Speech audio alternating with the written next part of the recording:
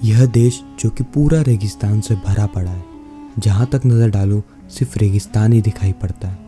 कोई कल्पना भी नहीं कर सकता था कि यह देश आगे जाके दुनिया की 20 सबसे पावरफुल इकोनॉमी में शामिल होगा। आप समझ ही गए होंगे कि मैं किस देश की बात कर रहा हूँ, सऊदी अरेबिया।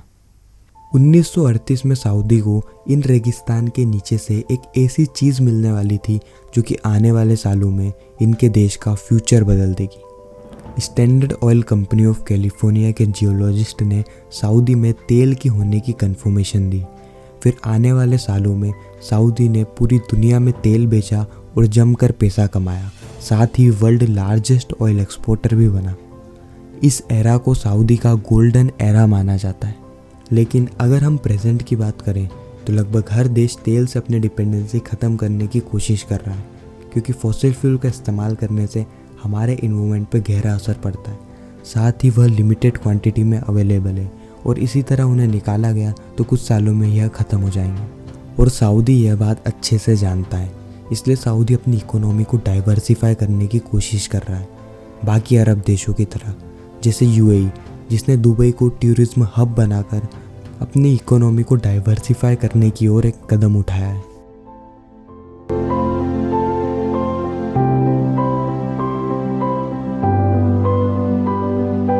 और सऊदी ने भी इसको देखकर 2016 में सऊदी अरेबिया विजन 2030 को लॉन्च किया। आइए जानते हैं सऊदी के इस फ्यूचरिस्टिक विजन के बारे में। लेकिन उससे पहले बहुत लोगों का ये सवाल होता है कि सऊदी अरेबिया और सारे अरब देशों के पास इतना ऑयल आया कहाँ से, और क्या वजह है कि अरब देशों के पास तेल का इतना भंडार है। तो आइए जानते हैं कि तेल मेनली पेट्रोलियम बनता कैसे है।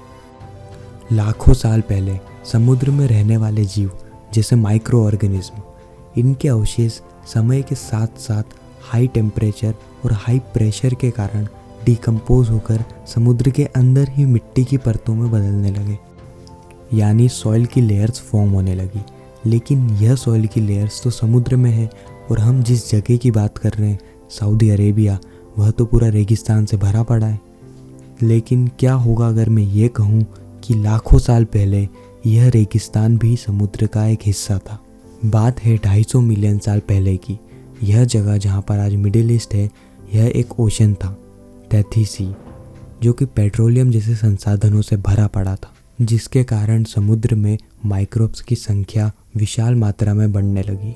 और यह माइक्रोब्स के अवशेष लगातार मिट्टी की परतों में बनने लगे, और यह सिलसिला रिपीट होता रहा।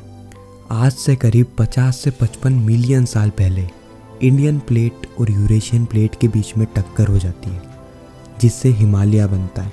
इंडियन और यूरेशियन प्लेट को डिवाइड करता था 33 ओशन। इस टकराव के कारण 33 ओशन का पानी कम हो जाता है और उसकी जगह पर हिमालय माउंटेन रेंज और तिब्बतियन प्लेट्यू बनने लगते हैं।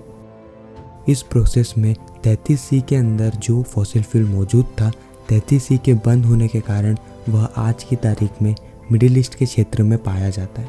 ऑयल की डिस्कवरी होने से पहले सऊदी अरेबिया की इकोनॉमी मेनली एग्रीकल्चर, हर्डिंग और ट्रेड के ऊपर चलती थी। इनके कई सारे रीजन अंडर डेवलप्ड की कैटेगरी में आते थे, साथ ही यह पूरा देश गरीबी से जूझ रहा था। सऊदी में मुस्लिम की होली सिटी मक्का और मदीना होने के कारण यहाँ पर करीब एक साल में 1 लाख से ज़्यादा टूरिस्ट आते थे, और इनकी इकोनॉमी का बहुत बड़ा हिस्सा उन ट्रैवलर के टैक्स पर ही डिपेंड करता था। और फिर आ जाता है द ग्रेट डिप्रेशन।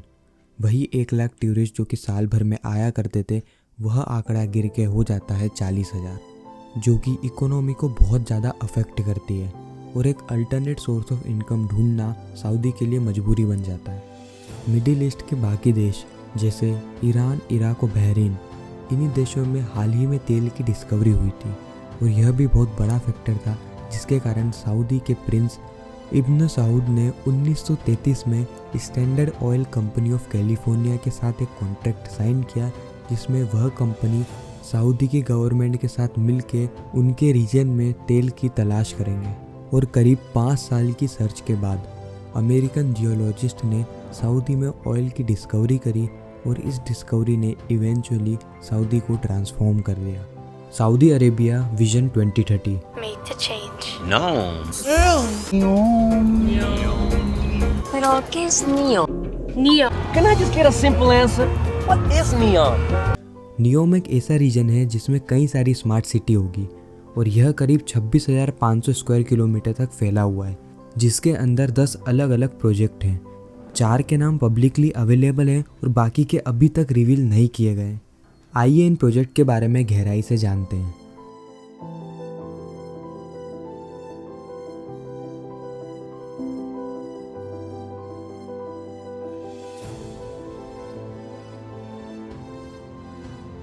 सिंदाला एक ऐसा लग्जरी आइलैंड जिसमें एक समय पर 2400 लोग होस्ट किए जाएंगे। सारी हाई एंड ट्रीटमेंट के साथ यह luxury complex resort city coastal के बाहर की साइड लोकेटेड है और माना यह जा रहा है कि 2024 में यानी सबसे पहले यही ओपन होगा।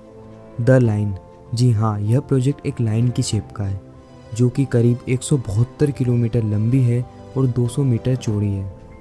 और यह जो पूरा शहर होने वाला है यह 2 बिल्डिंग के बीच में होगा जिसके बाहर की साइड कांच लगे होंगे। और इस सिटी को ऐसा इसलिए बनाया जा रहा है ताकि आसपास की लैंडस्केप को कोई भी डैमेज ना हो। कहा जा रहा है कि इसमें 90 लाख लोग एक साथ रह सकते हैं। इमेजिन कीजिए 90 लाख लोग लाइन की सिटी में जहाँ पर रोड और ट्रांसपोर्टेशन के लिए गाड़ियाँ तक नहीं है। अगर आपको एक जगह से दूसरी जगह जाना है तो वहाँ पर आप सिर्फ पैदल चल के जा सकते हो, लेकिन 172 किलोमीटर तक तो आप पैदल नहीं चल सकते। इसलिए कहा जा रहा है कि इसमें एक हाई ट्रांसपोर्टेशन की फैसिलिटी रहेगी जो कि 20 मिनट में इस डिस्टेंस को कवर कर देगी। खैर, यह टेक्नोलॉजी जो कि सऊदी बता रहा है, यह टेक्नोलॉजी अभी तक तो उन्होंने रिवील नहीं करी है। सऊदी का कहना है कि यह पूरी सिटी 100% रिन्यूएबल एनर्जी पे चलेगी।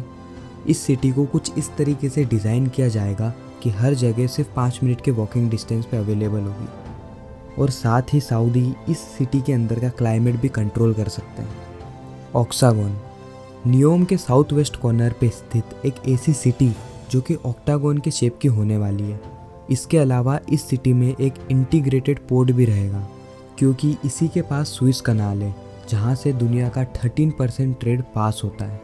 और सऊदी का कहना है कि यह सिटी नियोम की नेक्स्ट जनरेशन इंडस्ट्रियल एरिया बन के उभरेगी। ट्रोजेना, यह सिटी थोड़ी डिफरेंट है क्योंकि यह फर्स्ट मेजर आउटडोर डेस्टिनेशन रहेगी स्कीइंग की और स्कीइंग के लिए आर्टिफिशियल बर्फ़ का इस्तेमाल किया जाएगा। और इंटरेस्टिंग बात यह है कि 2029 के विंटर गेम्स भी यहीं होंगे। खैर, विंटर गेम्स भी उस जगह पे होंगे जहाँ पर आर्टिफिशियल बर्फ़ से माहौल बनाया जाएगा।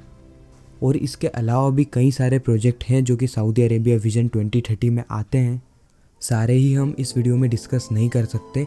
अगर आप और प्रोजेक्ट के बारे में जानना चाहते हो तो आप कमेंट में कह सकते हो, इसके ऊपर एक कंप्लीट वीडियो बन जाएगी जहाँ तक इन्फॉर्मेशन अवेलेबल है। बाकी आपको ये वीडियो कैसी लगी कमेंट सेक्शन में हमें ज़रूर बताना। वीडियो अच्छी लगी हो तो वीडियो को लाइक कर देना, चैनल को सब्सक्राइब कर देना। मिलते हैं किसी नेक्स्ट इन्फॉर्मेटिव वीडियो में।